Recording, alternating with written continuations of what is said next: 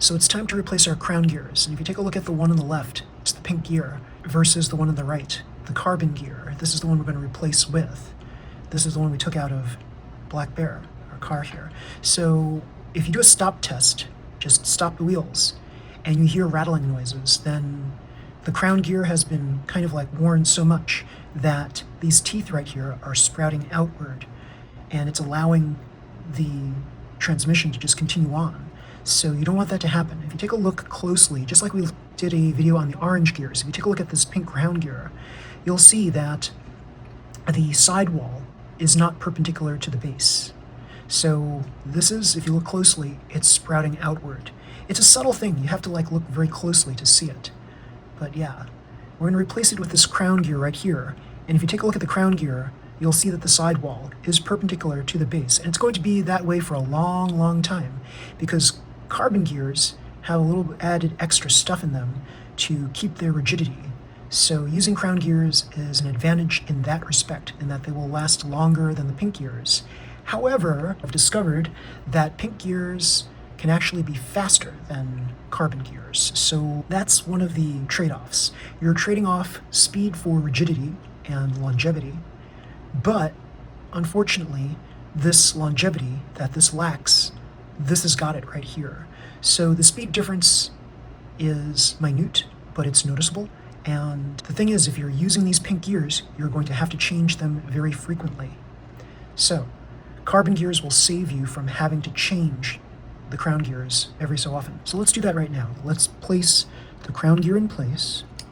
So this is the carbon crown gear. And we're going to thread the wheel shaft right through. And let's see, right there. And then we're going to place this bearing spacer back on. Ooh, the bearing spacer is dirty. I don't like this.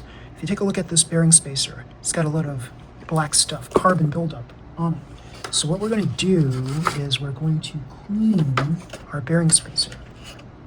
So bearing spacers will accumulate dirt over time. This is basically carbon dust that comes right off of the internals that are inside there. So carbon dust could be like the friction created between two carbon plates. Carbon dust could be created with like all of the stuff that's accumulating in the air around the racetrack, things like that. So these cars are going at high speed, and they will surely be affected by all the other cars on the racetrack. So you want to make sure that you're cleaning these bearing spacers often. So let's wipe this down. I don't have a paper towel here, so what I'm going to do is take a piece of paper, there we go, and we try to get rid of all the excess oil that may be on the wheel shaft. There we go. Now, a lot of people do pierced wheels, and that may be an option for me at a future point, but in the meantime, I'm happy with just using regular wheels, and I notched them with a pair of cutting pliers. I notched the ends so that the friction created will be able to hold this wheel in place. So here we go. I'm going to line up the notches on the tires. So first I'm going to locate where the bumps are on this side here, and I'm going to try to pair it up with the same notch on the other wheel tire combination.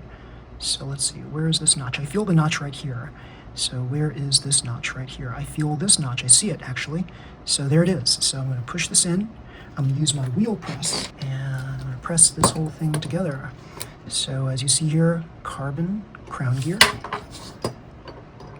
We've got the yellow counter gear.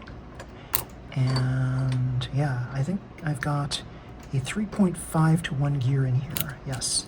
And I can also change it to 3.7. So some of you might be wondering, is there a huge difference between 3.5 to 1 and 3.7 to 1? So the quick answer to that is no, but the longer answer is it depends. So if you're using this yellow counter gear and you're trying to decide between 3.5 to 3.7, if you look at your track that you're racing on and there's a lot of straights, then you want to go with 3.5. If you've got some technical aspects of it, then you want to go with 3.7. And then if you want to go a little higher than that, 4 to 1, but I don't think I would go anything beyond 4 to 1. I think that's kind of like the top end right there. Some people might experiment with 4.2 to 1 and also 5 to 1, but it's not necessary really. So here we go, we're done with that, and now we're going to place our blue gear in there, and our blue gear has a fluorine coated goat. Before we do that, we have to put the motor back in. So here we go, motor goes back in. It's a Venom tuned, torque tuned motor, so it is like the highest class of motor I have. And we're going to place it in place, and let's see, it's not dropping in place. What's going on here? It's got us, there we go, slot in place, and then the blue speed gear, just lay it on top like that. And then we have this carbon, I think it's made of carbon. It's basically one of those easy on, easy lock kind of things. So here we go, and then we can just lock it in place by pushing this in, and now it's secure. And then we have this, which is our kind of like our motor cover. And if you position it correctly, pop it in place, then this should secure this motor in place. However, what I like to do usually is to lay a piece of 1mm tape across here. So that's a good idea right now. Let's do that.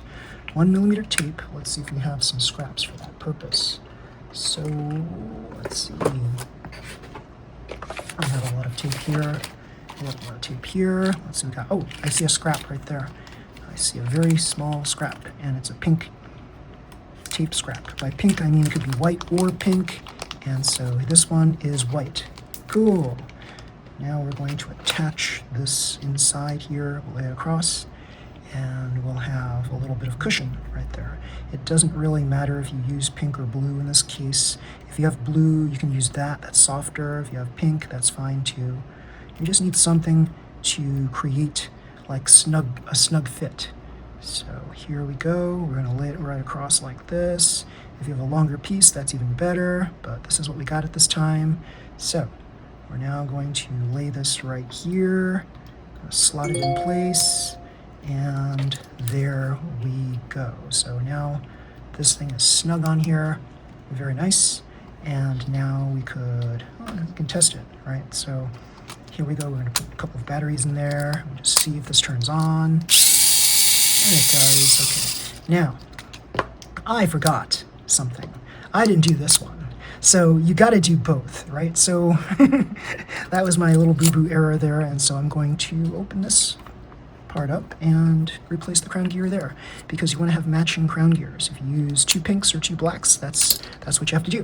So here it is, and I'm going to remove this wheel. So you notice I could actually work 1 black, 1 carbon gear, and 1 pink gear, but you don't tend to want to do that because that's going to cause some issues down the road. So the reason why we're replacing these pink gears is because they're worn out. So why would you want to have a situation where you have a carbon gear that's kind of like over time causing stress on the pink gear? So you don't want that. So whenever you change your crown gears, you want to try to change them in pairs. It's very important. So there's like certain reasons why, like in real life cars, for example, you do things in pairs versus just like single things. So ideally, if you have a performance car, for example, you want to change 2 tires at a time, the front or the rear. Now, a lot of people don't think like this. A lot of people don't have performance cars, but if you have a performance car and you care about the performance, like say a BMW, Mercedes, even a Mini Cooper, you want to try to change pairs of tires rather than a single tire. Now, if you don't care about racing and you want to just use your car for like moving you from point A to point B, then you can change a single tire. But if you care about racing, if you do a little bit of racing on the side, however you define racing to be, then it's a good idea to change 2 tires at a time. So there you go. Okay, so we're not changing tires here, we're changing crown gears. So we're doing it in pairs because we don't want one of them to wear out the other. So here we go. Okay, so we're removing this, and okay, good. And what happened to my other, I think I lost, oh, there it is. Okay, a dirty bearing spacer that will clean, 2 dirty bearing spacers. Okay, so let's take this pink gear out. Let's remove it. Okay, and let's take a quick peek at it. And yeah, I think this This was the true culprit right here, that rattling noise that I had when I stopped the wheels. I think it was happening more towards the top than the bottom. And so, yeah, this thing was still rotating even though I held the wheels in place, which means this is getting worn out. Now, let's just take a peek at this new crown gear right here, the carbon crown gear. Notice how perpendicular the sidewall is to the base, whereas here, it's not quite that case. Yeah. So, yeah, let's dispose of these two pink gears. Let's put this back in place. Yeah, very cool. And it looks a little dry right there. If it looks a little dry, then we want to add a little bit of this Sierra grease, and we'll just rotate around like this and just move it a little bit over there, a little bit over there. So there we go, there we go, there we go, there we go. Come on, get some more on there. Yes, yes, yes, yes, yes. Okay, don't push the crown gear out. All right, so I think we're good there, and now we're going to thread this back in, and what we're going to do is we're going to place this on first.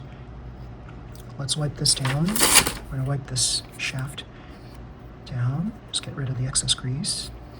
Okay, we're going to clean up this excess carbon right here with the oil pen, and let's just thread this through.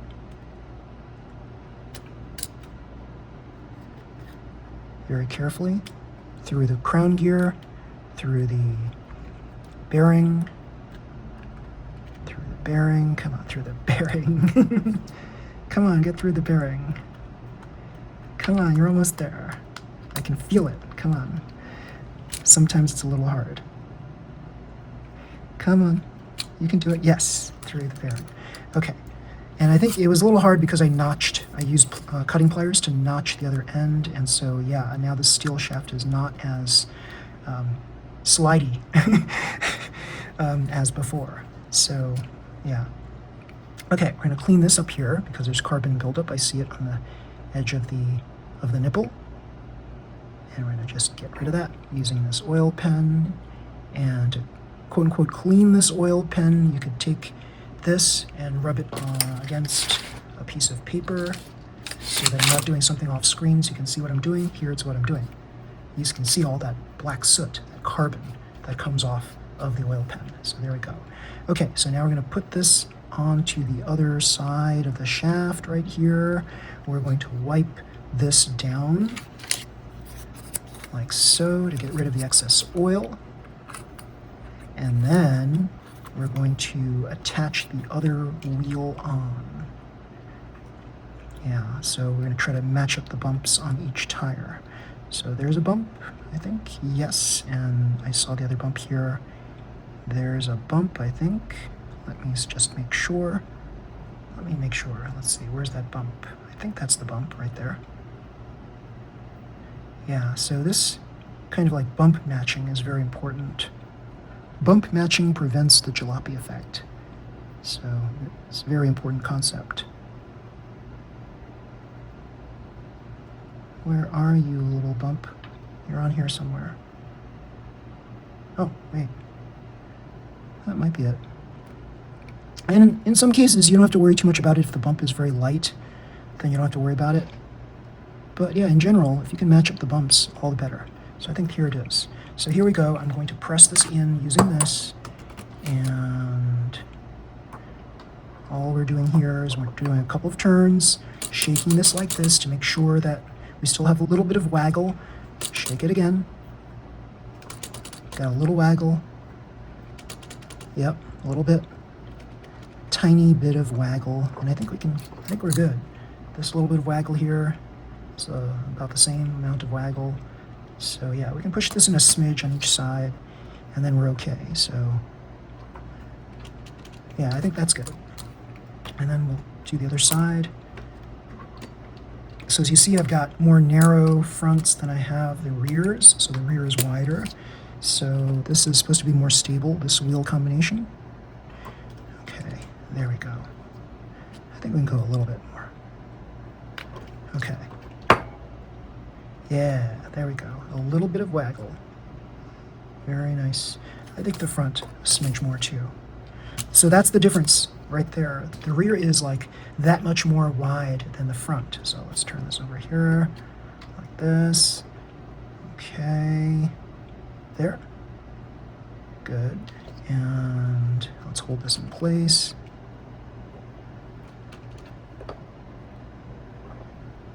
Okay, very nice. Okay, so there we go. We're done with that.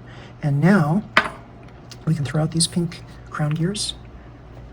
Throw out the greasy paper. Throw out the greasy paper. Good. Cap up an oil pen. Good. And we're going to reattach this. So before we do that, we want to make sure that our switch is in the proper place because it looks like it popped out a little bit. So there we go. And yes, it looks like it's flat in there. And now we're going to put this part in, and I think you line this up such that Super 2 is upright. And we press this in, we're clipped in. We can turn this on, yes. And now we insert the batteries, the moment of truth. Here we go. Boop, boop, and boop. There we go. Smooth. Now, because we have the carbon gears in there, this is going to be a little bit slower than what we had before, but it'll be a lot stronger. It's going to withstand a lot more punishment, especially impacts after incline jumps, yeah, slopes, things like that. So it'll be able to withstand that. And if I wanted to make this a little bit better, then I would use reinforced shafts, which I'm probably going to do at some point. But right now I've upgraded this so that instead of using slick tires, I'm now using super hard tires. I've also brought this entire rear stay forward, so instead of having the attachment points here, the end holes, I shifted it forward so that these rollers here are closer to the tires, and that'll give you better cornering ability. So there we go. So now it's a little bit shorter, and because it's shorter, I'll show you how it fits inside the box. Before, it basically filled the box, and there was very little movement room, but now you see there's a lot of space on the top, and a lot of space on the bottom. Yes. So it fits the box very easily, no problems there. And you also want to check to make sure that all four wheels are touching the plate. So when you check it from the bottom, you want to make sure that the wheels are touching. And let's see, I'm doing an off-camera thing, but I can assure you that all four wheels are touching. So very, very cool. So I think this is good now. Yeah. Some people, when they know that their wheels are not quite right because their chassis is warped, they do this little kind of like squiggle bendy thing like this, just to make sure that anything that's tight is kind of loosened back up so that the chassis will remain flat. So that's another tip. So then you just look and make sure that the wheels are where they're supposed to be. So what's going on here? Okay. All four wheels, are they touching? Actually, they're not touching. I think this has warped a little too much. So let's see. Wait, what's going on here? If I don't apply any pressure to this whole chassis, then it's actually flat. I'm actually rolling this here without, yeah. But if I apply pressure, then I can see that it's actually lifting one of the wheels up. So yeah, don't apply pressure on this. You want to try to lay it flat and then look at it from the side view and make sure that all four wheels are touching. So off camera right now, that's what I'm doing. Nope, seems like the chassis is a little warped. Let me see, let me check another car. Let me check Grim Reaper. All four wheels are touching there. So it looks like my chassis got warped over time. So I might have to replace the chassis because all four wheels are not touching, so that really affects the stability of the car. So let me see what I can do to unwarp this. Yeah, I see this now. So this needs to kind of go like this. And let me see, I need to press down here and do a little like that. And let's see if this helps the situation.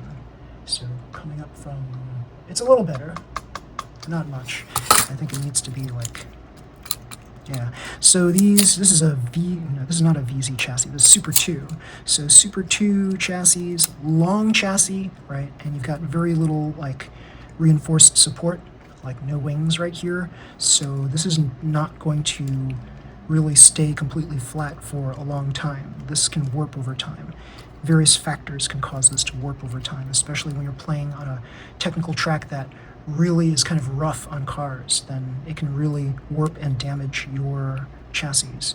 So the only thing you can do is try to unwarp them by doing this torsion twist method that I'm doing here, but that can also affect your chassis in a negative way. So try not to do that too much. You might have to replace the chassis in general, so yeah, I might have to do that. It doesn't look nice to me. So,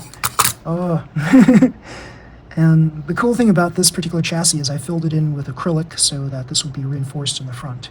And it's created like almost like a solid rock hard base in the front there. In the near future, when I replace this with another chassis, I'm going to fill it in with glue and baking soda because that creates like a very hard cement compound, and it's very, very strong in that case. I think the acrylic probably warped the chassis. It probably helped to warp the chassis to begin with, but it was pretty straight before. I think it's all the racing that caused this to warp even more. So yeah, that's what happens when you race a car a lot. So yeah, and also these things are kind of fragile here, like these bendy things. As you see here, there's a lot of stress right here on this tab right here. And you can see the stress was so bad that it kept popping out, and I had to figure out a way to keep it inside this. So I had to like kind of reshape it. As you see here, this one is more the appropriate curve of this tab, whereas this one looks slightly more pointy than this side. So yeah, this has been stressed a lot, and it's popped out a lot, and this drooped a lot on this side. So yeah, let's see. We can check that one more time, see if we can torsion twist something. Let's see. Yeah, I think this chassis might just need to be replaced. If I'm an OCD type person, which I am, I'm going to replace this chassis soon. And I've been eyeballing one of my new kits that I was about to open. I think it's the Tri-Dagger, and it's a Super 2 chassis. I think it's red, it's carbon reinforced, so it'd be kind of cool to have a carbon reinforced Black Bear chassis.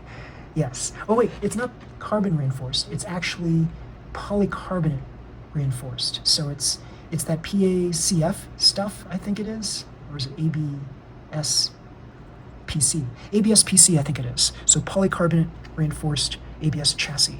And the red ones from that premium special, the Tri-Dagger, that's a very good one. So that includes a red one. And I think the red one would be really appropriate for Black Bear.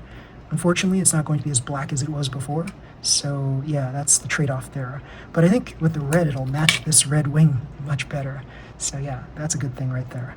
So yes, everybody, if you like this video, please slam the like button, subscribe to my channel. You'll see more videos just like this one. Until next time, everybody, see you. Bye.